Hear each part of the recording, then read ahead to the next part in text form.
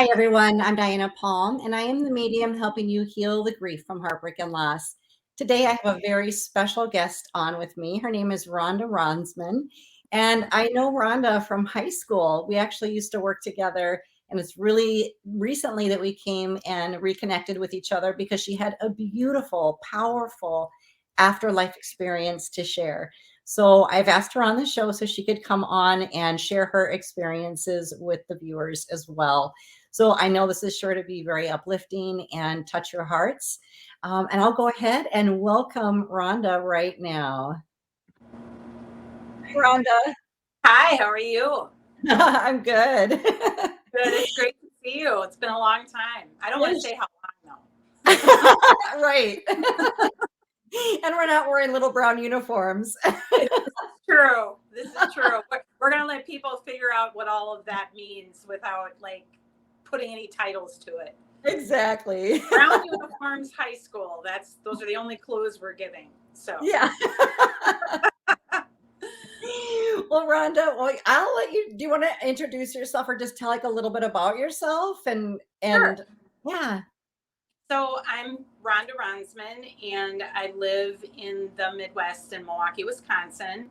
I currently own my own business. It's called REAPS, Rhonda's Executive Assistant Professional Services, and I provide freelance administrative services to corporations that are looking for someone to add on to the current EA that they have to take over tasks that may overwhelm the EA or provide work for people who are just looking for someone to cover periodic projects but not work full time. I give special benefits to nonprofits that help youth in the inner city advance further than where they are, and who help underprivileged people deal with sexual assault, sexual abuse, and sexual harassment. So that business just started, so I'm very excited about that. I have a son. I have 3 sons. I have 2 stepsons and 1 biological son, but they are all my sons. Yeah. And I'm married to a wonderful husband, Mark. And I'm doing very well, very happy. That's amazing. I love how integrated you are with, your community and some of the underprivileged or other groups that you try to bring some upliftment to. And some assistance. And the person who I'll be talking about today actually did that as well, which I think is probably part of the connection that we have. Most definitely. So let me have you tell us about him. Tell us about your friend and your type of relationship you had, and then also how he passed.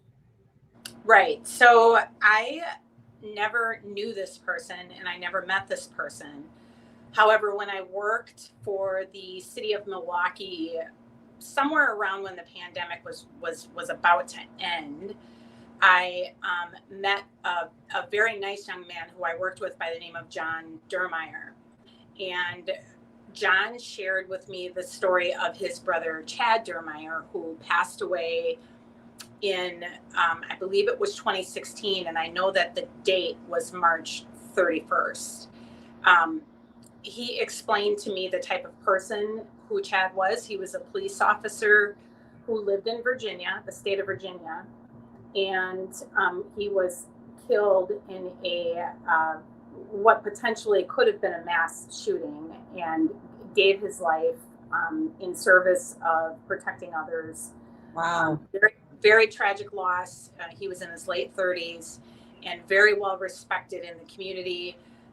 John mentioned one time an experience that he had when he visited his brother in Virginia, and he rode with him in his squad car, and he stopped in an underprivileged area, and John was trying to figure out what was going on, and they both got out of the car, and it was right by a basketball court, and Chad went over and played basketball with the kids. So that's awesome. Yeah, he was if you read about Chad Dermeyer, you will find amazing, uplifting stories about who he was as a human being, and what he gave to the cause of making sure that not only people were protected, but that people were handled with respect. and that he was inclusive and Yeah. loved all communities and celebrated those communities. So after I left He the sounds like job, an incredible person. yeah, Really and amazing. I would encourage people to look him up, Yeah. because I think that is part of the reason why this connection happened, because I don't want him to be forgotten. Mhm. And I want people to understand that they can learn a lot from Chad, on many different levels, as I have. So Yeah. when I left the job that I had with the city, I, my connection with John was pretty much over, looking for other work, and life went on. However, I would get these, what I call them now, messages. Sometimes would go on walks and feel like Chad was trying to talk to me, and I would read I remember one time I was reading the paper, and it said 756 gallons of blah blah blah went into Lake Michigan, and his badge number was 756, and I'm like, that's just ridiculous. Um, a lot of weird things that were happening, that happened at the time, that made me question whether or not he was trying to contact me. And I brushed it off, and tried as best I could to ignore it, but it happened a lot. And then last year, I have a friend who I went to college with. Her name is Susan Tedeschi, and she is touring with a band right now, the Tedeschi Trucks Band. And last year in October, our other college roommate, Amy, and I went to see her when she was on tour with the band in New York. And I have type 1 diabetes. So I have this Dexcom sensor that I wear on my arm that checks my blood sugar every 5 minutes and tells me what my blood sugar is. It comes on my phone. It's really important if I don't have it, and not knowing what my blood sugars are can be life-threatening. So it's very important. And within that Dexcom sensor is a battery. It's a Dexcom transmitter that you have to replace every 6 months. So as we were walking, Amy and I were walking through the 9/11 subway stop, I get this urgent message and alarm that comes on my phone that says your battery is not working. And that never happened before. Never had it where my battery wasn't working. So at first I thought, well, that sucks, because I have no way of knowing my blood sugar. I don't know what I'm going to do. So I asked Amy if we could sit down and make it so I could call Dexcom to find out if there was a way to fix it. And so what I ended up doing was speaking with a person from Dexcom. They were walking me through a process. It was pretty lengthy. I was starting to get really upset and mad because it was taking time. Yeah, I get it. I guess that part of me never left. And so time after time, what ended up being 7 times, the person on the phone said to me, it's very important that you remember the serial number on your battery, because if this happens again, you're going to need to have that number. And so he made me repeat it to him 7 times. And it was really grueling, and making me quite angry. And so finally it started working. And then he said to me, ma'am, it's really important that you remember this serial number.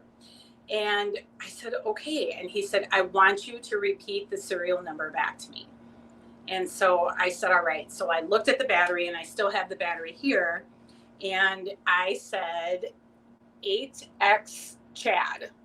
And that was the 8th time that I said Chad's name. Now, I don't know how else to explain this, but the chances of a battery having Chad spelled out, I don't even know what the chances of that are.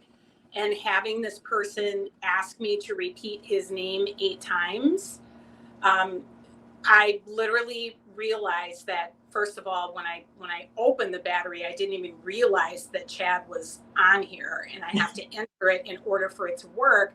And it was almost like Chad was saying, Rhonda, like, it's right in front of you. Like, why are you not paying attention? And I just started crying. And so since that time, Chad has spoken to me several times. So For example, my mother has been in the hospital for the past month. And I've been getting these periodic messages from Chad, because I've been wondering with some things that I've been doing, have I been doing the right thing? And the messages have been, of course, you're doing the right thing. Don't worry. She's protected. I got her. And I'm just thinking, how are you? That's ridiculous. And so the first room that she was in a unit was room number 5. And when you're standing and looking at the rooms, there's a 7, a 5, and a 6. So his badge number is lined up, and then her room changed. So my thought process was, okay, there's 19 rooms per unit. So she's probably in room like 10 or 19, but she was changed to another unit in room number 5. So when I go there, it's 7, 5, 6. And so I believe it. I believe it happened. I know it's Chad. I initially did not understand why Chad would want to communicate with someone who he never met or talk to someone who he never had a relationship with. But I've come to understand that I believe that Chad wanted to talk to me because he feels that there's a purpose that I need to connect to, that I've been having trouble for a long time connecting to. And I also believe that he really wants me to put out there the importance of understanding that we all have a choice in the type of life that we're going to lead, and to do everything that they can to understand that they're not perfect, but that they can follow examples of kindness and empathy and understanding, and celebrating diversity instead of saying that diversity doesn't exist, and celebrating people's differences and communities. And so I have been making it a point to do that. And one last thing, after this happened, after I had the job for the city, and I left that job, a month later, I received a call to be a keynote speaker for an event that was happening the following year. And this was the first sign that I ignored, quite frankly. But the gentleman, to do that. the gentleman said to me, I asked him what date the event was on, and he said April 17th, and that's Chad's birthday. Oh, So the following year happened after this battery event happened. And I made sure for at least a minute or two that I gave some attention to Chad, so that people who were there would understand the kind of person that he was and is, and read about him and take it upon themselves to be the kind of human being that Chad was. yeah, that's amazing, Rhonda. And I love it how, sometimes people don't anticipate that. Like, this is somebody you were, knew about through a friend, but you didn't know him directly. Correct. But yet there was enough in alignment with like what maybe your soul paths are, your mission, some of the things that you found important to express while you're here in life. Enough of that in alignment where he was able to hop through his connection from his brother to you and start to really encourage you by giving you all these signs. Yes. And I think, quite frankly, I think that happens to a lot of us more than we would like to admit. Yeah. Because it's scary, to feel as if that people who you've never met and people who have passed on are trying to connect with you. But I don't look at it as that anymore. I look at it as an amazing positive and a wonderful learning experience in being able to embrace the types of lives that these people left. And then also a huge amount of privilege to understand that they're visiting you because they know that there's you see things that other people don't, and that you're able to embrace them in a way that other people have trouble doing it. So I had an experience with my husband where I had a dream once about a woman with gray hair and black rimmed glasses, and a car that she drove in front of a house where we had coffee. That was a brown Oldsmobile, and her name was Aunt Phyllis. So when I woke up, I asked my husband if he had an Aunt Phyllis, and he said he did, but she had passed away. And I described her, and then I asked him if she drove like a tan or brown Oldsmobile, and he said she did. So, those things don't happen by accident. I mean, there's a reason why you see those things and have never met those people or experienced it. And Yeah. yeah. Rhonda, have you always felt like, did you always have experiences, or have you felt like a connection to the afterlife earlier in your life, or is this kind of more recent? I actually think I've been doing that for a while. Mhm. I clearly remember when I was a kid, and I was actually talking to my mom about this.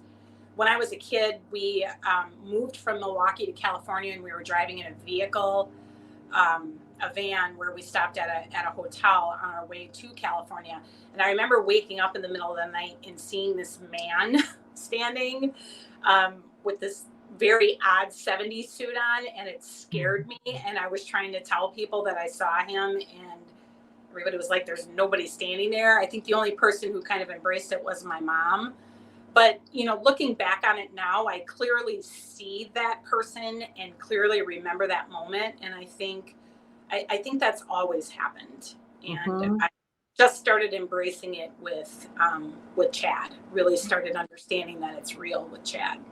I love that, because many people don't realize that when they're little, and especially between the ages of 0 and 7, they still have so much of their spiritual abilities. They're able to see the different frequencies and vibrations. They often get visited in the middle of the night from ancestors, loved ones, other spiritual beings. And then the adults in their life tell them, don't be afraid. There's no monster in your closet. Nobody's here. On and on, and then the kids are like, okay, but I'm seeing it. And so the brain literally turns off that vibration, Right. Right. and so it's still there. It doesn't disappear. It's still there, but you can no longer see it because you've trained your brain not to see what's there. Right. So then people I work with, they come to me much later in life, and they're like, how do I see? And it's like, it's natural for you to see. We just need to like tell your brain to allow it again. Right. Because I think connecting with the afterlife is i- incredible and healing and meaningful and inspiring. It's so nice to know that we're not just, you know, like living on the physical plane, like, okay, I'm going to live, I'm going to work, and then I'm going to die. There's like so much more meaning to all of it, and so much more integration Right. in the way that we connect with people and move humanity forward. And then in the afterlife, we continue doing the same thing, just like how Chad is connected with you. I mean, I would say that that was a soul aligned connection. You had Right. enough in common and similar life goals and purposes, and valued the same things, that he knew that you were resonating with him and his mission. And that it was just already a natural fit for you to connect with his spirit. So I think that's beautiful. Yeah. Yeah. And there's a lot of things that, I've, it's kind of hard to explain in terms of the quote unquote relationships that you have with specific people who are constantly talking to you. Mhm. Um, because there are sometimes debates that happen with those people, um, and a misalignment in thought processes that happen. I mean, spirits are, the way that I'm talking to you right now is, a body that's transmitting sound and coming out to you, but the feeling and the authenticity of what's coming out is soul produced, Mhm. and souls don't die. So, those types of things happen with people who you're talking to in the afterlife. But I think one of the most important things that people from the afterlife try to do or attempt to do is to give you messages about things that they clearly see now that they were not able to see when they were here. Yeah. I've had a lot of people in the afterlife who have apologized to me about things that I felt were happening that they weren't in tune to, and now saying I'm sorry, I see it now. I just did not see it when I was there.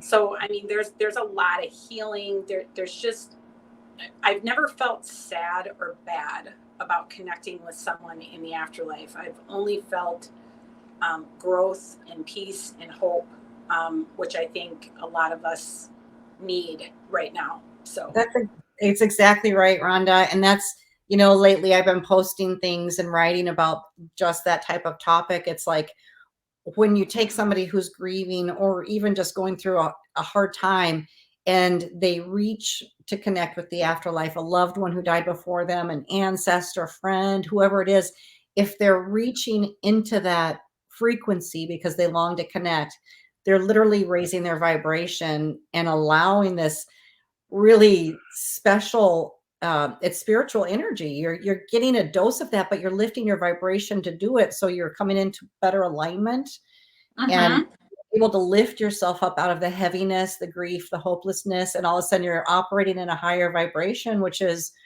more not just hopeful, but like inspired and alive and vital. And you're like, wow, how did I go from this to this?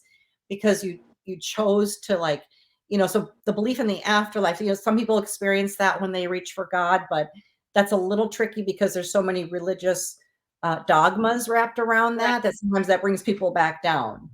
They're not good enough, they're not worthy, or they're a sinner. And then it's like, oh, they reached, but then the other part brought them down.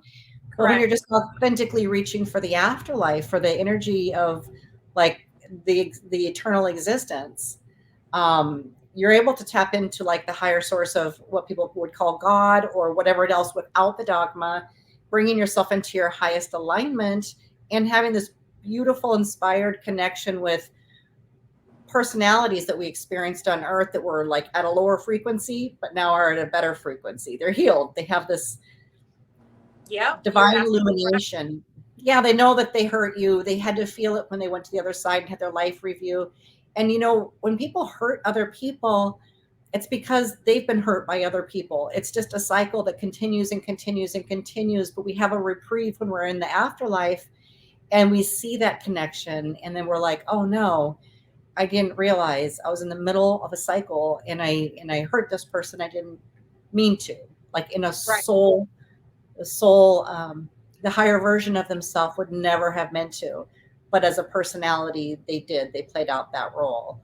So it is always an opportunity for healing. I totally agree with you on 100% on that. And I appreciate the work that you're doing in this avenue, because it's giving people an opportunity to not necessarily learn how to grieve, because I'm sure you know that there are many different ways that people choose to grieve the loss of a pet, of a loved one, of a friend, or of a lot of things. And one of the things that I think I've learned, especially in this process and with my mom having been in the hospital for the past month, one thing that my husband told me that was very poignant. His mother passed away in 2013. And when she passed, my husband was sad at not having that physical presence of his mother here, as any of us would be at the loss of a parent.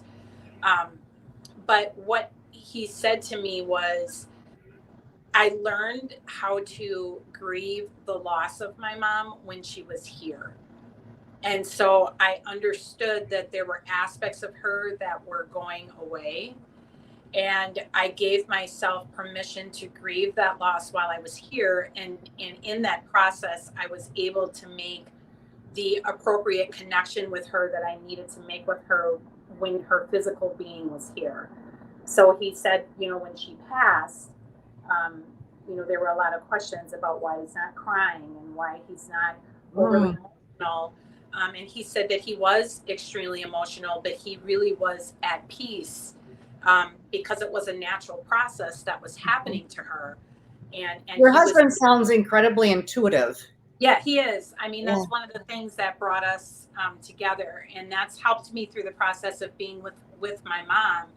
in that I know inevitably there is going to be an end to this in terms of the physical life, but being able to appreciate who she is right now while she is here and grieving the loss of who she was is giving me that time and process to be able to kind of go through that incredible emotion and giving myself permission to do that. Absolutely. Yeah, it Absolutely. has been And really. your husband, I'm sorry. That's okay. Go ahead. Oh, your husband's approach is so right, because it's like we will still grieve our physical connection, and if it's if it's a loved one, like a relative, you'll feel it in your body in such a deep way, as if part of you dies. We go through all of that. It's normal parts of grief, but some people get stuck there because they don't know how to heal forward. So the part that moves you forward, that's really powerful, is that understanding that you can connect with them still, that you still can receive guidance, that you can still communicate, that it's like that awareness that they're still around you. Some people think it's just wishful thinking, and it's like, I can tell you it's definitely not wishful thinking, because I've done paranormal work for over 19 years. We record them, we photograph them, they're real, they show up on devices. It's the same way that you interpret it. Like, for me as a medium, that's one thing, but when it shows up on a device, now it's scientific, it's recorded, it's proven, and it's like, it's so mind-blowing and so amazing that just to have that kind of validation and to move that from an area of wishful thinking into reality, and how very healing that is. Oh yeah, it's extremely healing. I think there are a lot of things that we tell ourselves are ridiculous. Yeah. Because we, as you are well aware, we are our biggest critics, and Yeah. We are the ones who often downplay very real things that are happening in our lives, which prevent us from being able to be receptive to more ways of living a more peaceful and joyful life. I think that this aspect of it is big. My mom has she has vascular dementia, and so when she first entered the hospital, one of the things that was happening, it's improved a lot, but one of the things that was happening was she was seeing people. Okay. And she would tell me that, and it scared her. And at one point, she said to me, "There's people walking behind you," and she started crying. And she said, "I can see them." And I said, "Mom, I just want to let you know that I believe you." And I said, "But I want you to make sure that you understand that if they are scaring you, you are in a safe place. I'm not going to let anything happen to you." Now, she didn't cry when I told her she was in a safe place. She cried when I told her I believed her. That's powerful, Rhonda. You know how many people that are nearing their death door and their family and relatives are like, "Oh, it's the medication," or they're losing their mind. They think they see dad and he's been dead for 20 years. And it's like, please validate that for people, because when they're approaching the end of their natural physical life, they're approaching their death door and they're moving into the spiritual realm, their all their senses increase to help them make that transition. Correct. So they're seeing all their relatives, and sometimes they're seeing all the other spirits that are wandering around too, because they're making that transition over vibrationally. And when you can validate that for someone, that's really powerful. I worked in hospice, and I used to sit with people that were, just kind of awaiting their death door. And sometimes they couldn't talk, and so I would just kind of go into my own meditation, and I would connect with them, and I would ask to be shown what they were seeing. So if they had any fear, I could help them. And then I would, like, I guess, intuitively see through their eyes, and I could see all their loved ones gathering around the bed, waiting and waiting and waiting. And then I would intuitively tell my client, like telepathically, I just transmit the energy, like, "Why are you still here? All your relatives are gathered for you. They're ready for you. What is holding you back?" I mean, these are people like over 100 years old, Sure. And they would be like, they would tell me back, like, "Oh," like, kind of almost confused. "I just didn't know when the right time was." Right. And I'm like, "You can go now if you'd like," and sometimes they just need that permission. but the connection has already happened. The loved ones are already there. They know that they can release and go at any time.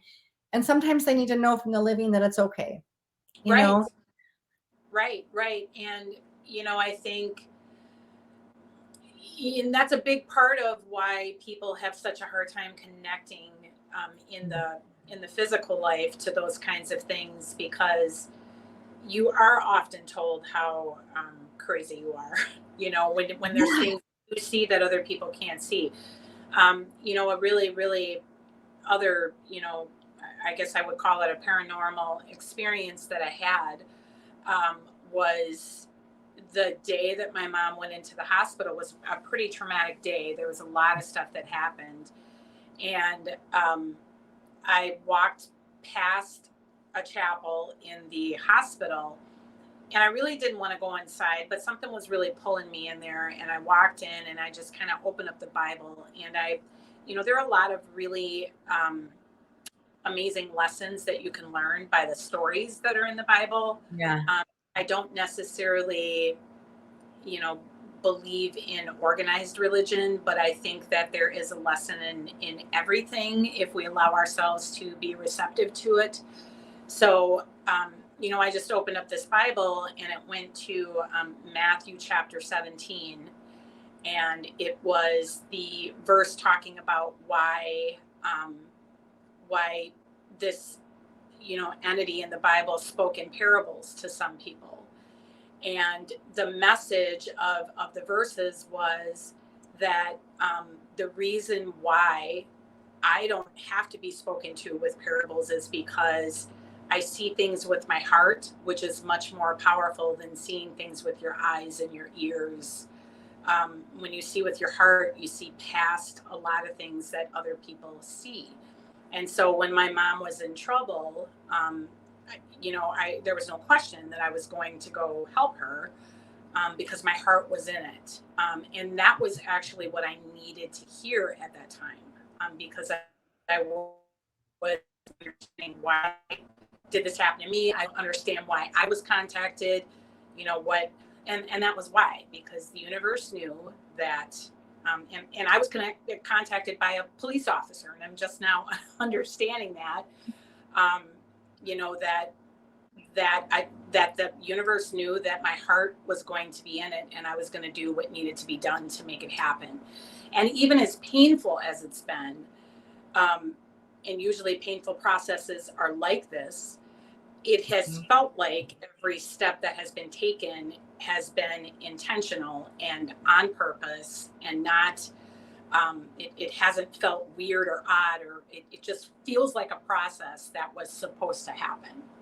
So Yeah, yeah, like you're following your destined path, even though you don't know it. But every time you get to the next step, you're like, this feels like it's supposed to right, happen too. exactly, right, exactly. And I think that, whenever you hear people say things like, I don't know how I got through that, Yeah. and there's more than counselors and people who are talking to us in physical life through things. We have dreams about people who tell us what we should do. Or a Yeah. really good way to get through things is talking to your kids.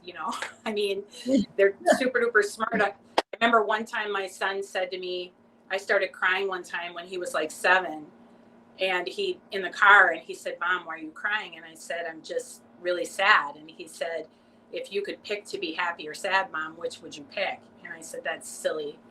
And he said, why? And I said, because I would pick happy. And he goes, but why are you picking sad? so Oh, I, so well, smart. I'm going to make you can be quiet now. But Yeah. I mean, it's because their brains are so receptive, and probably why, Yeah. from the perspective of being able to connect with the afterlife, why it's so Yeah. common for kids to be able to connect with them, Because because they haven't they're been conditioned. Yeah, they haven't been conditioned out of it. They haven't been conditioned to feel sad about everything or to take on guilt for everything. Or, they're still so, people say they're pure, they're fresh, they're connected to the light. Well, we all are, but we get so much layered on top of us through conditioning and expectation and dogmas and rules and all the different things we go through. I always say it's like, we have this brilliant light on top of our head. I call it the God cord, and we're connected straight up to the divine. But then over the years of all the pain and anguish and different things that happen, it's like each time there's like another pair of sunglasses put on. And then pretty soon you can't even see the light, but you're still totally connected. We just have to take each pair of sunglasses off. And then it's like, woo, the light's coming back into our head. Right. And we have like full illumination, full connection again, full the experience That's of a it. very So good description. That's a beautiful description of that. Yes, that's very true. You are right. thank you. I'm taking off my Ray-Bans one by one. Yeah, exactly. I'm like, no, not the shades, Right. Yeah, it's true. And so, I know a lot of people are going through stuff. And also I want to just say that I will, and anyone watching, I'm sure will also send additional prayers for your mom and for you guys, Thank you. For your healing and just for, general support and comfort as you're Awesome. moving through. Thank Yeah. you, Dan. Yes. Yeah, you're so welcome. Thank you so much for coming on. Before we're going to get off, if there are people that are tuning into this that are really reaching for their afterlife connection or grieving the loss of a loved one or moving into that time space, please be sure to check out my website at dianapalm.com. I have a very unique spiritual grief healing program. And like what Rhonda brought up earlier, everyone grieves differently. And my program is not designed to move you through it. It's designed to hit those spiritual points that I find that people get stuck on. So after working with people for 30 years, I'm familiar with what the hangups are, like, oh, I never got to say goodbye, or I didn't get there in time, or we still had unfinished business, or did they make it to heaven? All of those kinds of things are things that stay in somebody's psyche and in their mind and keep them from shifting and moving into their totally healed space. So what I do is I've taken all of that information and created my program to ensure that I'm delivering and helping them get their own authentic connection. So they have that feeling in their heart, that connectivity, so that they know they can move forward, that they're supported, that their path continues. And we just tie up all those loose ends spiritually. So if you're in that space and you're watching this, be sure you check out my #1 spiritual grief healing program called Reconnect. And again, Rhonda, I want to thank you so much for being on here and for sharing your story with us. It's just so, well, when you sent me the text and I was just like, that's incredible. I love it. And I'm like, I just had to ask, like, do you talk about this and do you share it? And I want to thank you for sharing it and for coming on. And also I'd like to just ask all the viewers to send more love and support to Chad, John, and their family and any of the causes that you or that they are involved with. Exactly. And thank you, Diana, for all that you do for so many people. It obviously creates an amazing impact for people to be able to find a healing space, which takes a very special hearted person to be able to do that. And even more than that, I really appreciate you giving me this space to talk about who Chad was. And I can feel him smiling right now. And Yeah. not because his name was mentioned, but he knows that a lot of lives are going to be positively changed by being able to read what kind of a person he was. And hopefully people will find some inspiration in living the life that they deserve to have. Yeah. Amazing. Well, he definitely picked the right voice person for him. You represent him well. And if I can get through one of these shows without crying, that'd be fabulous. But I know. I believe me, I am when this hangs up, the tears are gonna fly big time. I know. I just feel all this energy. So to what you're speaking of, yeah, he's definitely here and so happy about this connection and thankful that you were able to come up and share his story. Yes. Well, thank you for telling it, Diana. All right. Well, thank you so much, Rhonda. Until you guys, I'll go ahead and look forward to seeing you next time when we can reconnect right back here on Facebook, YouTube, or wherever else you're finding this episode. All right. Bye-bye.